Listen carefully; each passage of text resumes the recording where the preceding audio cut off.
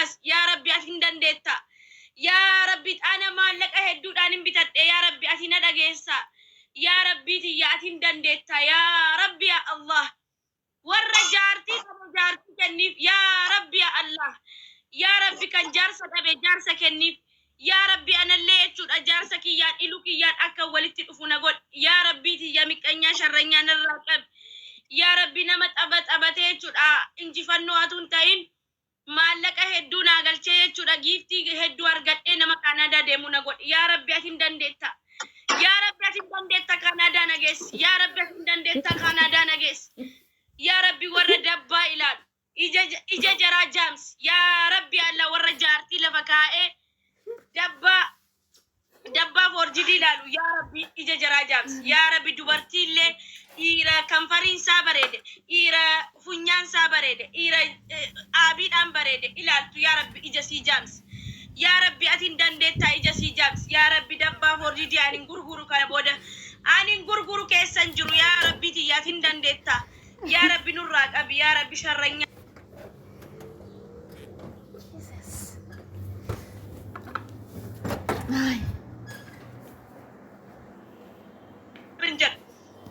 يا ربي سايب بنكي يا نبرة جرانو يا ربي الله دا مراد جرا غوتيف سايب بنكي يا بيا دادا أمريكا بيا عربا جرانو يا ربي دا مراد جرا غوتيف يا ربي دا مراد جرا غوتيف أدين دند تا يا ربي تاني كوستماتي يا ربي الله يا ربي غوفتاكو يا دا مراد كينيا لينو غوت يا ربي أدين دند تانا كايرو كيسان أباس يا ربي الله يا ربي الله أبا كورتي لين تهدو أرغت إيشودا لين الرجل فينا مكان دا ديمو سبونسر بتدعي شو ديمو نقول يا ربي كيا ورد بالا لون راكب يا ربي محمد وحيد إسام جلاد فنون راكب يا ربي نور راكب ددمني محمد وحيد إسام كاميرا جلاد تكابه دفو ددمني يا ربي ستي ويوانا ددمني فيلتري بيدما يا ربي ددمني محمد نور راكب يا ربي محمد وحيد إسام لالي دكم قراجرة يا ربي هديسا كاميرات فيدي جرو يا ربي نور راكب يا ربي يا الله نور راكب يا ربي دوبرتي اللي تنا كلها نور راكب دوبرتي ربيزا سيفيد نور رتي نور تشافر نور راكب يا ربي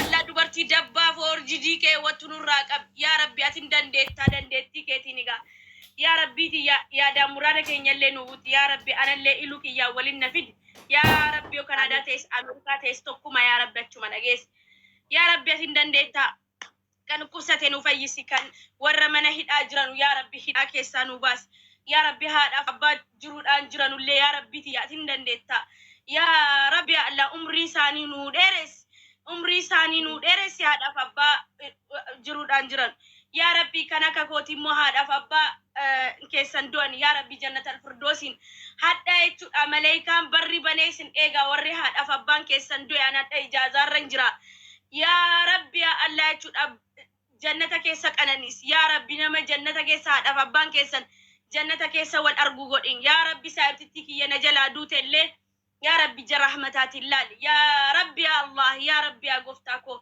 يا ربي أتندن ديتا تداري نوكي تيك توكي نو مرانة ada dira arginu ada dubarti arginu marane Allahumma salli wa sallim ala sayyidina Muhammad wa ala ali sayyidina Muhammad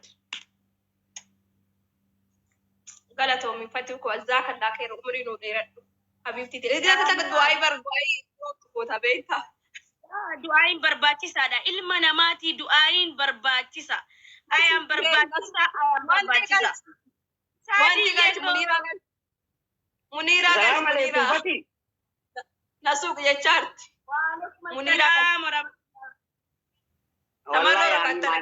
ربي هذا مرادك يسرها كيبل كيادي متي كيادين أولي تربي في فاكني السلام عليكم كيادي متي بكيادين جاي فادي يكشتي ويا مونيكو بردوكو جيفتيكو بردوكو جيفتيكو أتي تكتي يا أتي سينا كتي يا كبدا ديو تناسي ترجع تنسي وجيمبو يا جي حبيب نرجس نقل جودي تنافسي يا نفكر آياتي sorry بريتي يا Sumayyaa galatoon mi lubbu sagalee naa taate.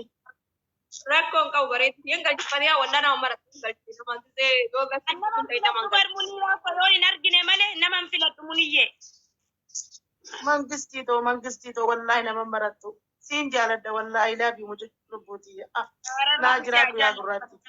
Aboo Saadam ol magaltee muutii qabatte. Saadabiyyee qommee yaadeera. Assalamu alaikum. Si hojii Anam marriba ka. Waalaikum bikka debbaa sanii si hojii aamin jejeetiin dhufeerra dabarte. Alaikum salam warahmatullahi wabarakatuh. Assalamu alaikum. Atu mirkana nak. Waalaikum assalam warahmatullahi wabarakatuh. Anchi mirkana denu anchi Atu Bikka jaarsa namaa sanii aamin jejeetiin dhufe lubbu. Dabarsite. Kaasitaa ibsuuba jiru. si mirkana kam sinjira ka mirkana. Wallahi pasti gisee mirkaan ta'ee mirkaan ta'uu inni tafeli fi si qabeeta. Amma saa kana gara laaftee jirti mirkana. Du'aayi bareedduu gootee gara haadhaadhaan Ani fatiyaan tun baay'ee takka naa taati beektaa balaan qabdu hedduu naa taati wallaahi. Du'aayi guyyaa jummaatti. Osoo haayiroo jiraate iriyaa goddanyaa biraan qabadhu kan fatisi malee wallaahi. Dhugaa rabbi. Bareedduu galatoo. Isuma aban namoo dhugaa dubbatu dubbata kanarraa fatii bichaadha namni dhugaa dubbatu. Afaanii wajji namni dhugaa dubbatu kun hin jibbamaa beeku. Haasidummaan beektu. Haasidummaan Waa'ee beeku. garaasii qulqulluudha fatii garaasii qulqulluudha. Afaanii Bishaan haadhuun beeku. irraa Wallaahi. Deemni asirra barreessaa. Bishaan irraa jiidha. Oromo ani si. Tampoolo meeqa beeka? Oromo. Amma geemiin kee oomi fatuyyee geemiin kee oomi. Ganaadha. Qaamee waa isin gaafadha. Akka an Maal qajeelu. jette Saadam? Akka an qajeelu kennaa tana maan natti hin gurgurre anallee. Sami kennaan. Daawwitti fakkaata achi gadi kanaatu hansi ol jira bara saatan maal jedhu. As jirtaadha. Saadam ati bikkuma takka hodhabamtu sa? Garaan nu dhukkubsite koomodii teetiin. Adi du'aayi godhan ta'ee bar dhageessee akkuma amma dhufte. Ani moo. Du'aayi ta'e booda riippoortii jira. Don't worry. Waraabbatee jira waraabbataa ta'aa jira. Waraabbatee Inni waan dalagu dalagee ol bahee bar. Eebar waan waraabee dhufe. Du'aayi ta'e uummata Oromoo biraan sii gaada irrifatiin abshee. yaa saadam namichi isheen bira sana garteerta usbilaa bin sheetaan rajim. No, namni yoo xiqqaatte dhibbaa ol na ergee jira. Ani san na abaarti. Intaloon addaraasha san gadi dhiisan. Naaf miti koomenti meeqa barraa hin beektu mana wallahi koomenti kuma shan yoo bee namni koomenti kuma shan yoo akkam dubbisee deemsa rabbii jedhe saadam. Ani koomentiin dubbisu. Firii borcii jedhan akka firii borcii jedhanii gar kolfee wallahi binnaa. Ani jalatti jechuudha. Garuu jisi yaa xiqqoo dadachee malee. no. Miti namni takka barfatu gadi dhiifne saadam namni takka qoshee isii godha. Indi borciin isii foof sadii bar borcii tokko miti. Saadamitti arganii waan akkana kanaa tana saadamiin poosti godhe jaa. Ikraamee natti erganii ani fayyaan qabu isaan sanitti isii gadhiisee rabbiin silkii tana keessa dhabanaa. Adam na abaarti jedhee sodaate. Yaa nama Gurguddaan narraa maalti jedhee. Yaa nama gurguddaan tokko. No. Abaarsa raanfuudhin nama tokko irraa yaa bu'aati amma dura ganaa waa meeqa eeggata. Wallahi sun jilbifattee na abaartiin beekan nama akkana waan beekuuf. Hin kannamin abbaa kee. Allah saadam wama sodaate. Wayyee Muniiko. Jaarsa jaartii qabu shamarran keenya kana karaa dhufne santu dhibkaan qabne. Laal. Laa ilaaha Huccuu illallah dhiquun hin Muhammad jirtu, maata raguun hin jirtu. Waan feena nuti.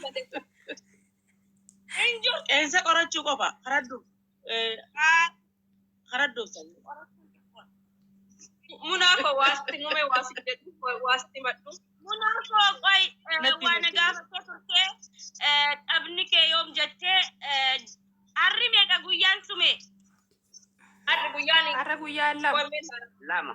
Guyyaan lama. Baati gaafa guyyaan lama. Bakka ji'a kana dhumarra gaafa guyyaa tokko Juulaay tokkooti garuu ani borii jalqabee beeksisa. Namni sheer naa gochuu moqa naa godha akka maali akka warra biraati moqa godha. Warra kaayiroo Abshir lubbu. Adas Abshir. si godha ajaa'iba. Sibiraa jirra. Abshir. Akka ajaa'iba si Saadaan faa Achi jiraan irra si goona. akka ajaa'ibaa si ta'u. Kayakun kanamaatiin adda ta'uu qabaa. Ati akka barana Kaanaada deemtu ta'uu qabdaati. Barana fayyaan Kaanaada dhaquu qabdi. Tamni biraa tamni warri guyyaa gidee sadi taphate afur taphate qabachuu qabu. Fataan haa taphatu. Nagar wallaalaati. Fataan taphachuu qabdi. tapha fakkiyaa taphatu asitti jidduu kana tapha jiru hin hayyamnu. Yoo ilaa shanii kanatti tooni kana waantu jira. Artistii Kaanuu harin jira shanitti. maal isin namaa kennaa deemti maal rakkoo qaba dhabsiisa. Nama sappoorti godhu dhabsiisa wallahi. Yoo misiri yoo qabi tapha. Simbirreen kennu nama biraati. Torban kaleessaa wallahi wabila dhagee waan Afaan hidhatee taa'a yoo ta'ee jedhe si galee eenyurraa abdii godhatta ishii. Biyya keessatti immoo namni lubbuu isaa aarsaa godhaa jira kunuu argaa jirtu. Kaleessa irratti Anwaar masjiidii keessatti yeroo jalqabaatiif Anwaar masjiid bara mana hidhaa ta'ee jedhe jechuudha. Waan si dhibu maaki bara 2014 akka Awurooppaatti jechuudha. Wallahi summa wallahi Anwaar masjiidii salaataaf deemee jechuudha. Yeroo sana biyya Arabaa hin deemne. Achi isa nu oofan miila duwwaa xoorayiloochi nu geessan mana hidhaa xoorayiloochi. Wallahi summa wallahi. Xoorayiloochiin fi Anwaar masjiidiin hangam akka walirraa fagaatu beekta. Bara wayyaanee keessa jechuudha. Har'as jechuudha seenaa jijjiiranii akkuma bara wayyaanee san jechuudha. Uummanni keenya sa'aa ja'aaf mana hidhaa godhee kee Anwaar masjiidii keessa ta'a. Rabbiin sitta mul'atu kumaatamaan jechuudha gadi bahuu dhorkamee rasaasaan jechuudha. Maal dalageetu uummanni kun? Masgiinni nu kaleessa barii natti dirmadha hazaanii warboo wallahi akkamitti bu'anaa. Kuni rakkoo uumamu kan irraan dubbattu ta'ee yoo jedhee waa'ee Oromummaa natti dhuftee natti dubbattu hin jiru jechuudha asirratti. Waa'ee KFO, waa'ee ABO, waa'ee bilchiginnaa natti jettee na wajjin dubbattu hin jiru jechuudha. Masjiidni yoo cinqaa guddaa keessa seenee jedheedha azaana cinqaa kan baay'ee azaanu jechuudha.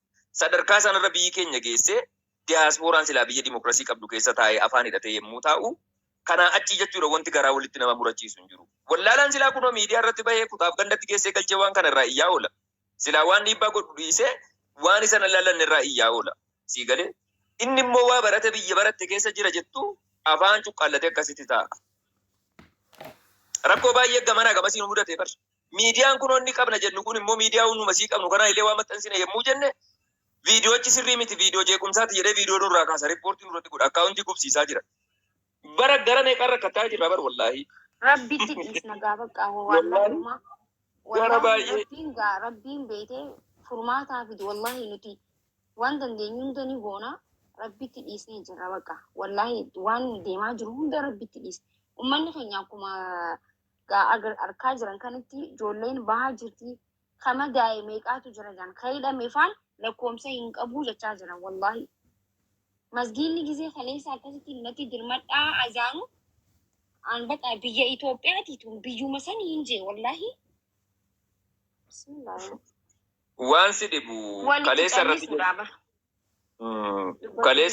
kaleessa jechuudha Anwaar masjiidii jechuudha beektee jalqaba irratti ajajni bahee jedhee mormii tokko hin dhiyeessinaa jedhame warra cidha kan hundaan jechuudha mormii hin dhiyeessinaa majliisa irraa jechuudha waan kana deebii arganna qaamonni hidhatanii rakkoo sinirra geessisuudha jedhaa jiranus hidhatanii qophaa'anii waan jiranuufi dhiisaa kan jedhamu namuu jechuudha karaa meseejii inboksiidhaan ergame gareetu jira garee isaan irratti darbee jedhe meseejiin jechuudha sii galee. Obboleewwan keenya rakkoo okkoraa kan hin qabne yaada okkoraa kan hin qabne jeequmsaaf kan of hin karoorfanne balbala irratti hidhataan jechuudha akka waan beektee mana san keessatti fanjii dhukaa jira jedhame masjiida sadarkaa balbala akkas balbala keessa galchee rasaasa jechuudha qaawwa sibiilaatiin akkasitti jechuudha sii galee. Ummata nagayaan jechuudha salaatee ka'uu jedhu kanatti akkas godhanii rasaasa qindeeffatanii dhaabatanii maal jechuudha kana jechuun ummanni yeroo kana miira keessa galee jedhe jechuudha sii galee Allahu akbar jechuu jalqabee jedhe immediately balbala cabsanii jalqaban ummata.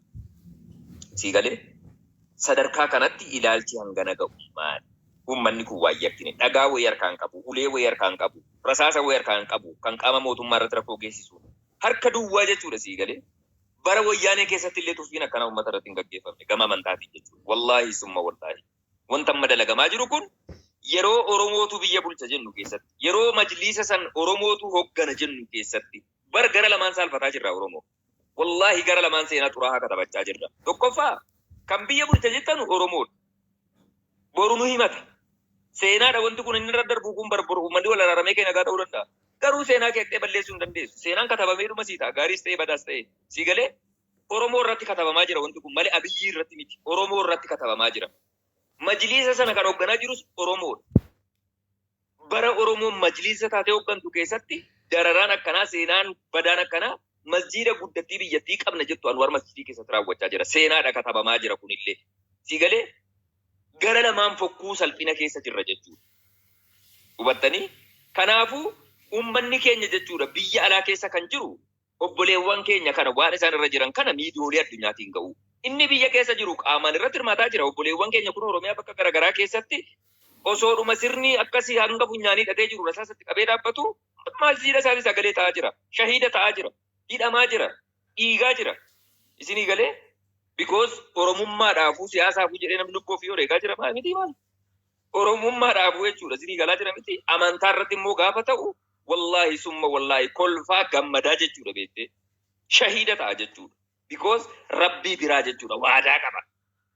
Masjiida rabbiitii jedhee Qur'aana rabbiitii jedhee amantaa isaatii jedhee of wareegaa jira jechuudha. Barbaadee miti jeequmsa kan kaasaa jiru. Barbaadee miti kan waan kana baay'ataa jiru. Isaantu dhaqeetu jalqabas kan diige mana isaa isaani. Osoo masjiidni kun hin diigamne eenyu ba'ee waan tokko mootummaa kanatti dubbata.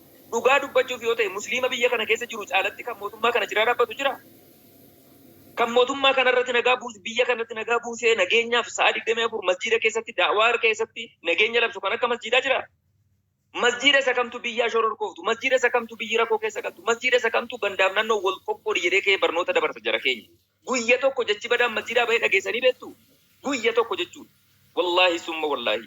Guyya tokko masjiida keessaa waan naannummaadhaan nama qoodu, waan sabummaadhaan nama qoodu, waan siyaasaan nama qoodu masjiida keessaa kalaamni tokko bahee dhageessanii beektu. Sa'aa 24 waa'ee rabbiiti kan dubbatu. Sa'aa 24 waa'ee guyyaa booriiti kan dubbatu masjiidni. Sa'aa 24 waa'ee wal kabajuu, waa'ee nageenyaati kan labsu masjiidni. Maaliif masjiida irratti xiyyeeffannoo godharre? Faayi. Keeri. Gaafati wallahi laazim maami. So mana keessanii yaadatta uummata nagaan furuudhaaf gabbaan irratti cisboombii darbanii dhakaatti darbaniiti uummanni muslimaa waan nageenya biyya sanii fedhuuf akkasitti kararra ari'anii sababa tokko malee uummata akkasitti cisboombiidhaan boochisan deebisee wacii xiyyaan jee uummata araarfate. Uummanni immoo nagaa akka hin kabajne mootummaan osoo beeku nageenya biyya saniitiif jaanii deebi'anii gartee jirtan. Bifa isaan biyya saniif alaabaa ol qabanii bifa isaan itti biyya saniif dhaabbatan agartee jirta guyyaa soomana san keessa jechuudha. Garuu hedduu waan nama jibbisiisu wallahi laazimni deemaa jiru. Ilaali waan tokko wanti hubachuu qabdan hundumti keessanuu jechuudha obboleewwan keenya. Rakkoonni kan siyaasaan furama. Rakkoon amantaa immoo yeroo kamiyyuu yoo ta'e balaa guddaa biyya irratti fida. Dhugaan isiniin jedha. Kaleessa gaafa sinodoosiidhaaf jedhamee amantaa ortodoksii Oromootii fi biyyattii keessatti rakkoon uumamee jedhu jechuudha. Mootummaan ofiif jechuudha masaraatti isaan waamee osoo dhagaan tokko hin darbatamne, osoo nam tokko hin duune rabbiin isinitti haa mul'isu. Immediately wanti sun akka nagaadhaan xumuramu godhee jedhe mootummaan jechuudha. Hangam amantoota birootiif akka kabajaa qabu hubadhaa asirratti sammuu keessan keessaa teessu kuni. Dubbiin kun sammuu keessan keessaa teessu. Har'a garuu waa'ee amantaa Islaamaatiin rakkoon kun jechuudha almost ji'aaf deemaa jira. Masjiidni diigamee uummanni masjiida koo diigame